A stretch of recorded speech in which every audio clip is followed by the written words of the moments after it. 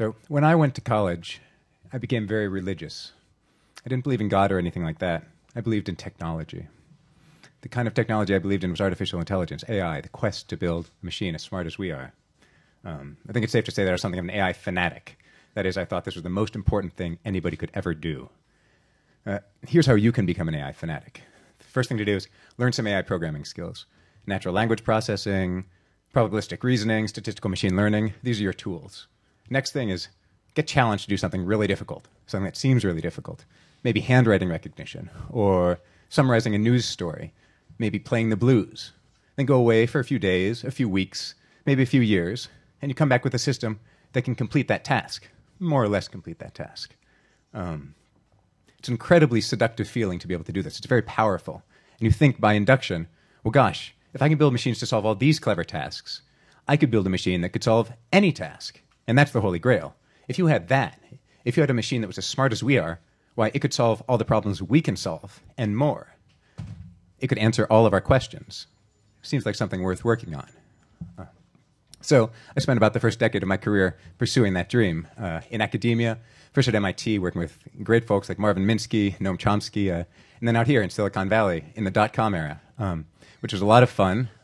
I had some moderate success there. My algorithms would usually do a more or less good job at doing the small little tasks I'd assigned to them. My first startup was acquired by Excite, and so there's some business validation of our work. I should have been just on top of the world from this. It's a technologist's dream. But something was really missing, something important. No matter how advanced our technologies became, the problem was, as the developer, you know that they don't understand anything that they're doing. They're always processing information, strings of bits, characters, but they don't know how to process knowledge. To give you an example, we have systems today which can search through all news articles that have ever been published and find just those that are about the recent earthquake in Haiti. Then we have semantic technologies that can read through those articles, pull out all the facts and figures, and tell you what happened. They can tell you what Obama's reaction was to the earthquakes in Haiti. Well, that's kind of incredible. But I can't then turn around and ask my computer, hey, computer, how does that compare to other presidents' reactions to other natural crises? I can't say, would you please explain to me how foreign aid works? I can't brainstorm with my computer about creative ideas for how I could get involved and I could help. The problem is that while our computers can process the words of our news stories, they don't understand the meaning of these words. Our machines are only able to do the very specific tasks we assign them to. They lack a general purpose intelligence. They're very clever, but they lack common sense. So around the turn of the millennium, I took an unusual step. I went back to school to study philosophy. This struck many of my peers as crazy or just stupid. They said, you have a great technology career. Why would you go read all these difficult books about these esoteric subjects and get a headache doing it? Which is a fair point. I did get a headache often. But there's a reason why I did it. And that's because I wanted to understand the limitations of artificial intelligence. I want to understand what should we expect from our technology. And to do that, you have to stop the race of building the next clever little gadget. And you have to say, let's really reflect on human intelligence itself.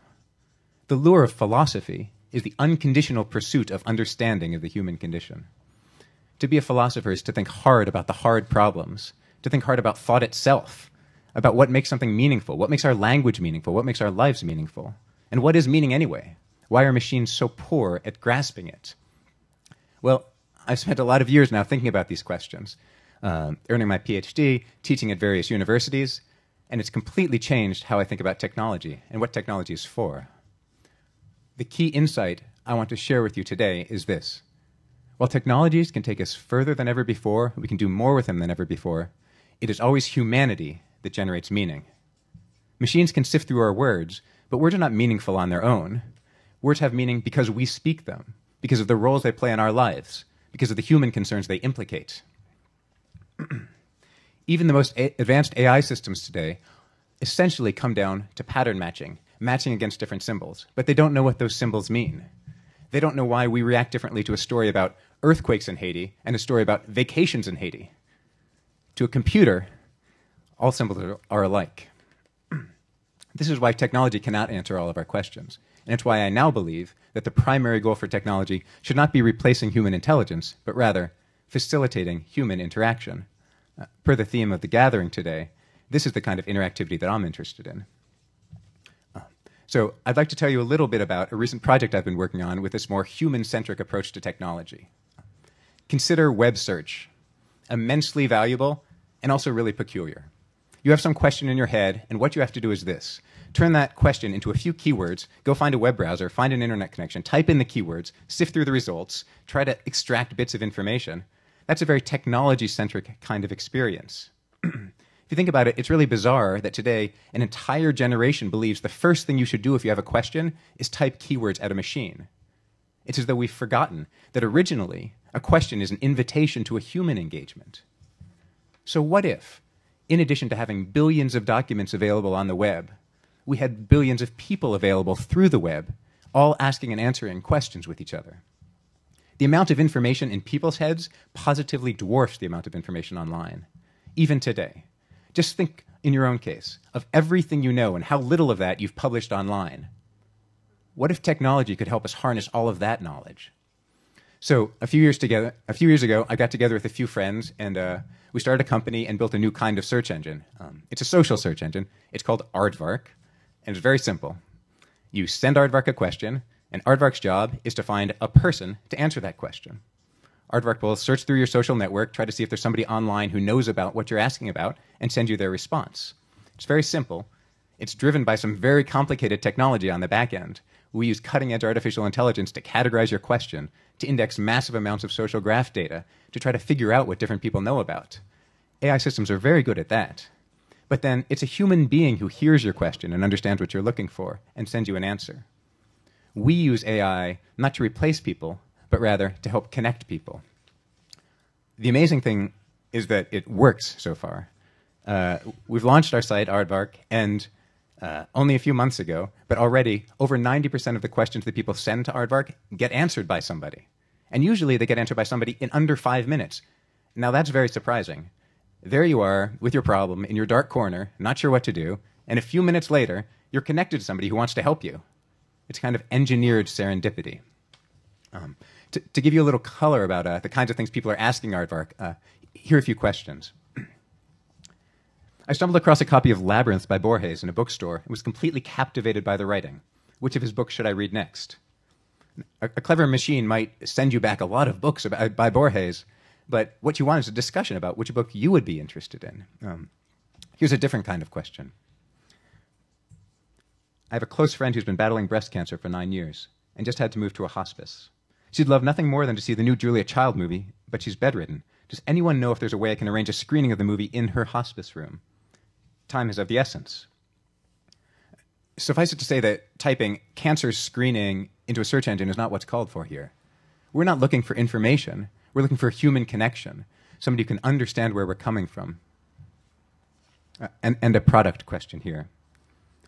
I accidentally dropped my new MacBook Pro 15-inch screen into a large bin of chili. It was in there for about 2 minutes. What should I do? Happily, this one got an answer quickly, which explained how to salvage the chili. So there are many, many more examples like this. If you're interested, you can see them on vark.com. But the much broader lesson I want to share today is just how valuable it can be to step outside of your technological worldview and consider the input from different disciplines. Philosophy is not a terribly popular subject among young people today, but I believe it should be. It's a very different kind of thinking than technological thinking. As a technologist, when we encounter problems, we try to solve them. That is, we try to get rid of them. As a philosopher, when we encounter problems, we're grateful. They show us that there's something wrong about our worldview. There's something we need to learn. They're a chance to become a little bit wiser. The insights we get from that are invaluable. Who knows what we'll build next? I think I'm almost out of time, so let me say one final thing. I believe that as technologists, our efforts should be spent facilitating human interaction and not simulating human intelligence. Technology cannot solve all of our problems for us. The task of thinking is still ours. Thank you.